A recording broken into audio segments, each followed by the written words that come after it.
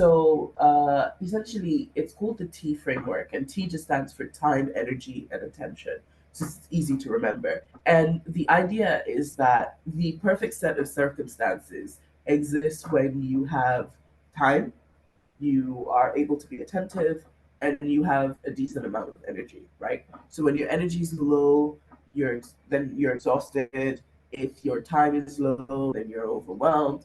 If your attention is low, then you're distracted, right? And then if more than one thing is low, then you're a hot mess, right? So that's just like a basic framework. And I share this also because it's actually very useful for troubleshooting. So if you're doing stuff and you can't quite figure out, like, why is this not working the way I wanted to, or why am I not moving as fast as I expected I should, then it's using the T framework is a great way to kind of just like do a bit of a diagnostic to say what's really going on here. Am I tired? Am I distracted? Or do I just not have enough time? Right. And I always find that, knowing the problem is kind of like halfway to the solution, because then you can troubleshoot and say, okay, maybe I need to, figure out how to build in more time, or, whatever else. So that is just like one super useful kind of like contextualizing matrix that I love to give people at the beginning of this conversation. The other thing for me is, because I recently was told that folks actually don't know about this. So this is called, if it'll let me move. Okay, yeah. So this is called the Eisenhower matrix, and it's basically a simple matrix for prioritization, right? So it's designed to say, is something important or not important? And then is something urgent or not urgent? So the idea then is that, and you can do this at the beginning of each day, or you can do it when you're suddenly feeling overwhelmed and you're like, what the hell do I do now? You can just quickly drop a super rough matrix and kind of just ask yourself, um, you know, is this important or not important, right? And then is it urgent or not urgent? If something is both urgent and important, do it just now. Just do it immediately. If something is important but it's not urgent, immediately schedule a time. Don't be like, I'll do it later. That's not going to solve the problem. Pick a time. I will do it at 4 p.m. tomorrow. I will do it on Saturday at 2 p.m. Put it in the calendar. It's important and it is not urgent. So just decide the time when you will do it. Then if something is not important and it is urgent, delegate it, right? So what that means is figure out who can do this for you, right? It's not super important, so you don't have to do it yourself. But it'd be nice if it got done. So who can do it for you and delegate it? And then if something is not important or not urgent, just don't do it. Like just get rid of it in your life. So the principle here, right, is essentially that you are a busy person who has a complex workload, right? This is why you're not doing things that are not important and not urgent, right? Because it's just not worth your time to do that. Um, are there any questions at this point before we kind of jump into my three pillar framework? I'll like pause for 2 seconds to see if you have a question.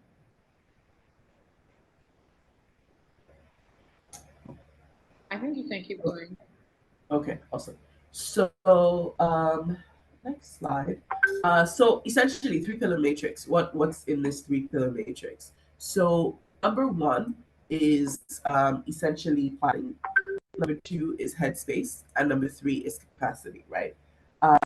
And the idea here is that you essentially have a a three pronged approach, right, to thinking about how you effectively sort of juggle all the things you have to do.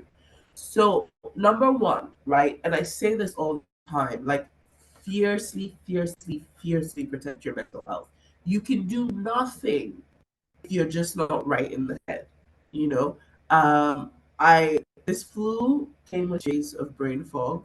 It was really bad. I couldn't do anything. Like I wasn't even feeling those were the 2 days where I felt my physical worst, but they were the 2 days where I did the least amount because I just couldn't get things right. And if you're struggling with mental health, you're struggling with anxiety, you're struggling with, issues of self-worth, whatever, like you're not going to be able to do your work. So just whatever infrastructure that you can put in place to fiercely protect your mental health, I highly recommend. Like, I don't care whether people call you a snowflake or they do whatever, just like it's the smart thing to do, right? Then the second thing I always tell people is because folks often do this, they organize their work, but they don't organize their lives, right? It just can't work. Like, you have to organize both your work and your life must be organized, right? So that you can actually benefit from all this productivity shoo shoo you're doing.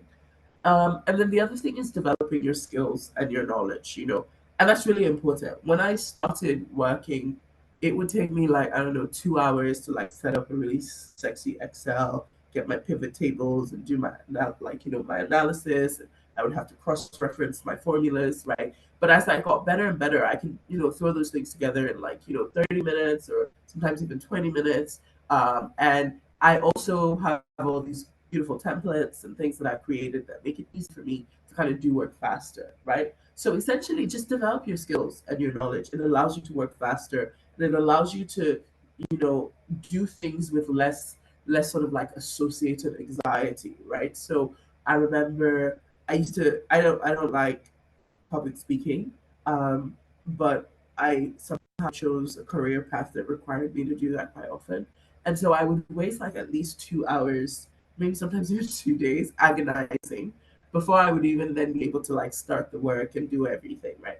That period has gotten shorter and shorter and shorter, right? But the idea is that the more you develop your skills and your knowledge, the better, right? And I'll add a caveat to this. Well, not really a caveat, an extension to this, that like in the age of conversational AI, generative AI, one of the great skills to pick up is just prompt engineering, right? Make the AI work for you so that you can do things. There's really good research that suggests that you get a 4x return on investments made in your mental health. So what this means is that it's not just like a nice to have or like a good to have. It is just an immense booster for your productivity, right? If you invest in taking care of your headspace. And I know it might seem weird to like harp on this so much, but I think it's because particularly when you're a founder, you're an entrepreneur, and especially if you're a busy entrepreneur, so you're juggling multiple things. Maybe you have a job as well, or you're in school. It's very very easy to kind of just leave yourself to wither. So I just want to say this, just in case nobody in your life is saying this to you. You really need to take care of your mental health. You need to really work on protecting your headspace. Building a business is extremely lonely, right? It doesn't matter how many, sisters or hunties you have or whatever. Like, it is extremely lonely because your problems are yours, and I mean yours and your co-founders, you know what I mean? And it's very hard. You think you've got it right, and then somebody's telling you you've got it wrong. You think you're a shoe in for something, you don't get it. It's just all of this madness, right? So just protect yourself, okay, so that you can go the long haul because it's a marathon, not a sprint. And it's not like, just like a high school competition marathon. It's like a cross country multi-year marathon. So just protect yourself. Take care of your mental health. I promise it's worth it. So there's 5 sort of practices that I kind of, encourage for folks as they try to take of, their headspace. So one is meaning, right? So look, I think most people want to make money, right? It's why they're entrepreneurs, right? They want to succeed. They don't want to be poor, right?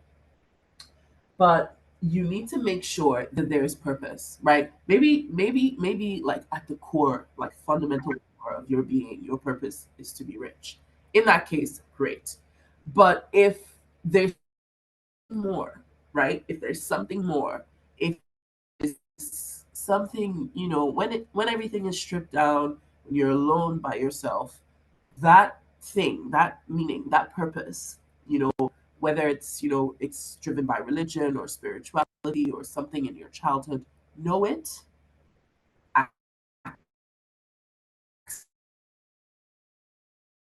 accept it, right? That meaning in your life in some way. It may not be directly through your entrepreneurial endeavor, right? Because that's not always possible for all of us. But just make sure that like that meaning, that purpose is being satisfied. It's very hard to keep going when you don't feel anchored in purpose, when you don't feel like your life has meaning. It's really hard. You have to be magical to be able to do it.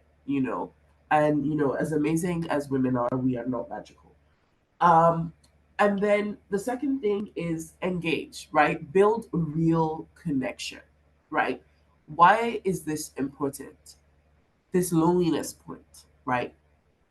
The journey is lonely, right?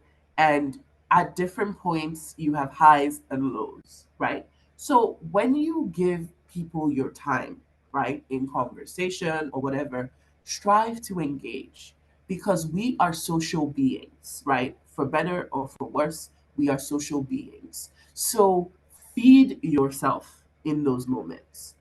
Feed that social animal inside of you that needs to feel connection, that needs to feel like it is part of something bigger, right? Even if it's 5 minutes or 30 minutes or whatever, engage, right? And as you can see, I've sort of fused engage with connect, right? So the idea is that you don't need to have 100 friends, you don't need to have 10, but have one, you know, just connect, like build people or a person, something, right? Build infrastructure, maybe dogs also, I have 4 dogs. So just animals, something, but build support around yourself, build a network. I said dogs, but seriously, like have people. You need people, right? It doesn't have to be a lot of them, but like, have people. Have people around you, create a little network that's supportive. Look, it doesn't matter whether you're an actress, you are a doctor, you are a founder. You need to have people around you who look out for you because it's really hard and it's really draining to be the only person that is looking out for you, right? If it's just too much work, you know?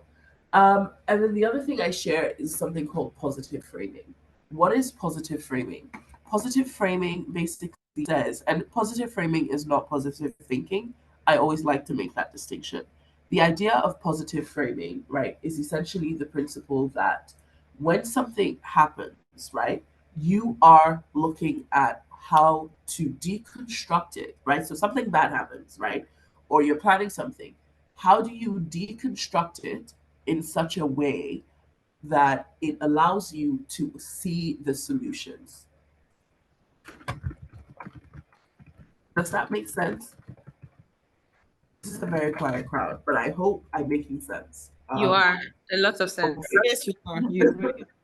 Okay, awesome, right? So the idea is not like everything's gonna be okay, don't worry about it. That's not useful to anybody. And if you're me, it's very annoying actually. Positive framing is saying, okay, this could happen, what could we do about it, right? Because look, every problem has a solution, right? Every problem has a solution. Like, forget what anybody tells you. Like, I always say about the fact, like, when I was young, African child, um, African girl child. I don't know what your context was, but like I grew up in a time where people had to, make campaigns to convince people to send their girl child to school, right? Because it was like not seen as a very worthwhile investment. But the thing that was like constantly being rung in our ears as girls was like, don't get pregnant before you finish school because it will destroy your life and nothing will happen and you'll just be useless.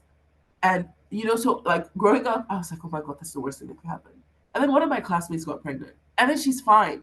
She figured it out. She lived her life, and she's fine, right? So I think, look, every problem has a solution. You're planning an event, it's an outdoor event, and then it starts raining. There's a solution. It sucks, it's terrible, but every problem has a solution. If you tell yourself that, you give yourself peace. Okay? And then the next thing that was in my little 5-tip matrix was managing your energy. And I kind of think about energy in 4 ways: mental, physical, emotional, spiritual, right? So your mental energy is just about that capacity, right? That like ability to think clearly, like problem solve.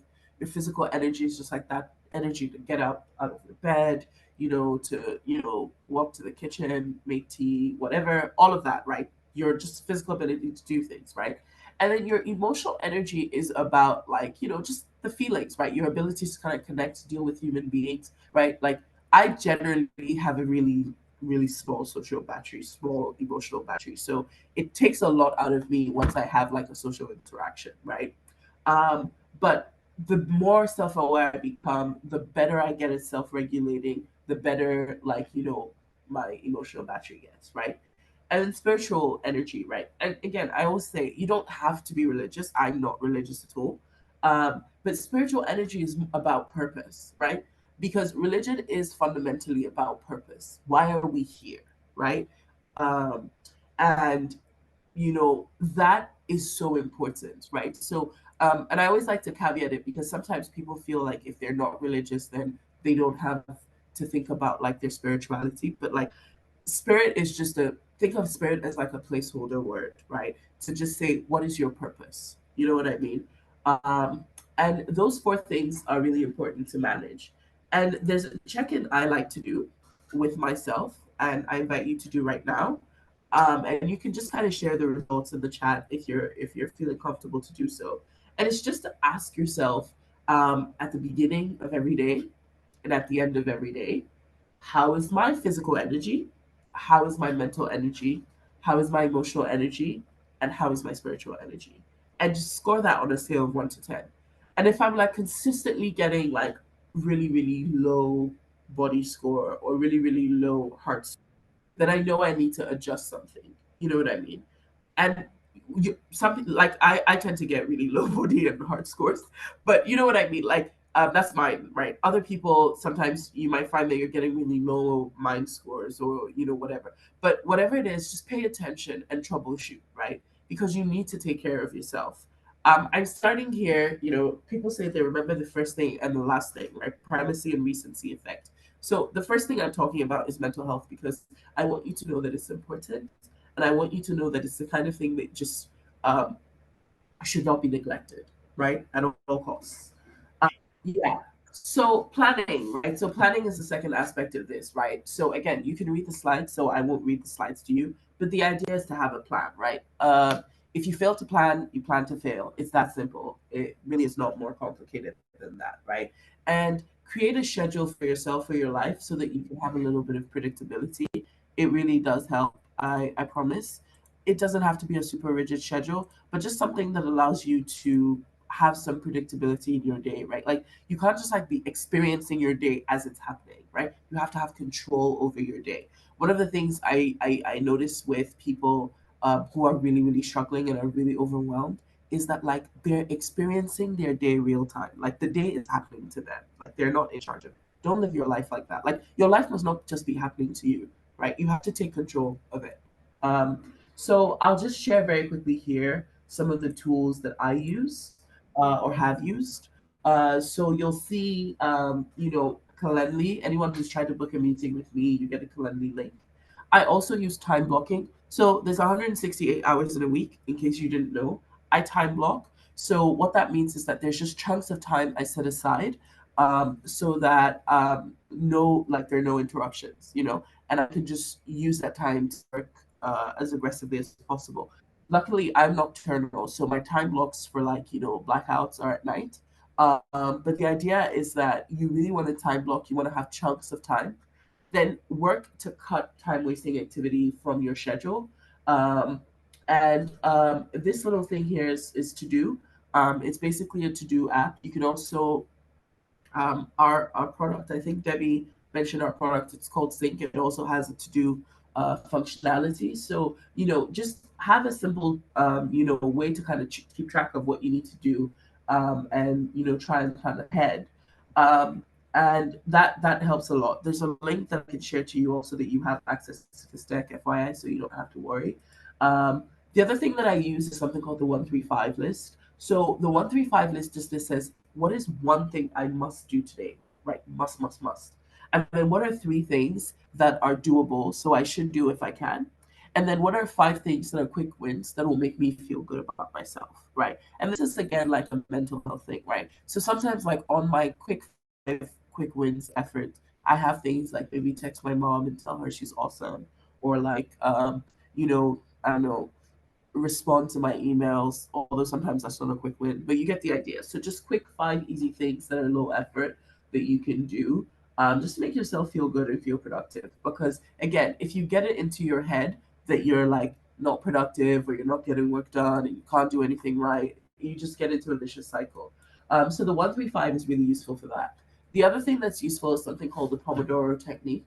So when you have, an intense task to do, and you're feeling a little bit overwhelmed by it, you can use the Pomodoro technique to kind of break it up into chunks, right? So you have the task, you set up 20-minute or 30-minute or whatever timers, and then you work for that, intensive short burst of time, 20 minutes, 30 minutes, whatever. And then you basically take a break. So I'll show you. So I have, I actually have, because I'm extra like that, I have Pomodoro clocks. So these Pomodoro clocks basically allow me to set a timer. I just realized it's kind of hiding um, my clocks, but they allow me to set a timer, so I can set like a 60-minute timer, or I can set like a 30-minute timer, and it allows me to, and it'll, so you just flip it, the alarm goes and then it rings, and then I have a break timer, so 5-minute break or 10-minute break, or whatever else. So just these are things I use. You can get a Pomodoro clock. You can also just get Pomodoro apps. So easy ways to do things. Um, the other thing is just about respecting your body clock, and that allowing you to reach your potential. I add this as part of planning because I think that this principle of understanding your circadian rhythm is a part of planning. So if you know that you have your productivity boost in the morning, try to do the most intensive work in the morning or the most difficult work in the morning.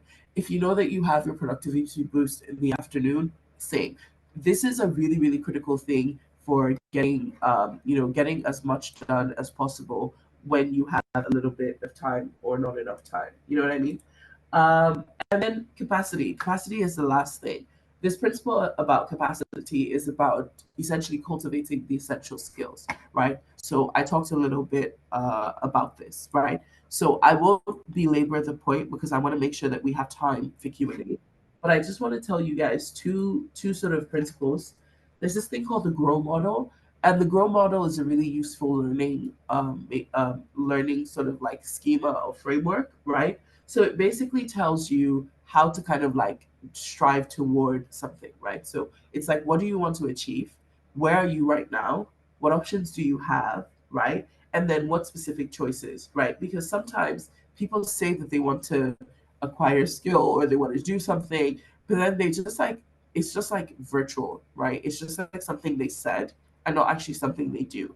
And the GROW model allows you to kind of think about how to make things practical, right? What exactly do you want to achieve? Where exactly are you now? What are your routes, right? What are your pathways? And then what specific choices will you make given the options that you have, right? It's really straightforward. And then the last thing I want you to know is something called the 70-20-10, right? And this is more of a descriptive than a prescriptive model. And it says basically that formal learning, right? So all those people that are living their lives in Coursera courses and Udemy and all of that actually only get you about 10% of the way. Social learning, right? Informal learning gets you about 20% of the way. Most of our learning, that's 70% of it, comes by doing, right? Experiential learning. So don't hurt yourself, don't waste your time. If you want to pick up a skill, right? Structure in this way: 10% by yourself in a formal structure, 20% in a social structure, right? Informal videos, blah, blah, blah, whatever. But find a way to do, bias to action. this is how you actually get